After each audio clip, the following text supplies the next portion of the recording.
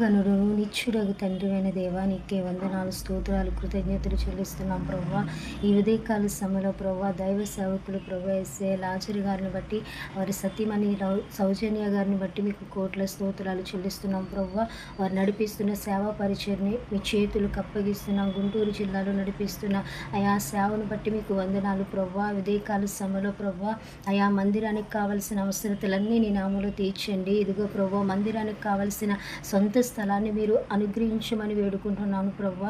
ఆ మందిరం కట్టబడడానికి కావలసిన అవసరతలన్నీ నీ సేవకులకు మీరు దయచేయండి. వారికి ఇచ్చిన ఇద్దరు బిడ్డలు మీరు దీవించండి ప్రభువా.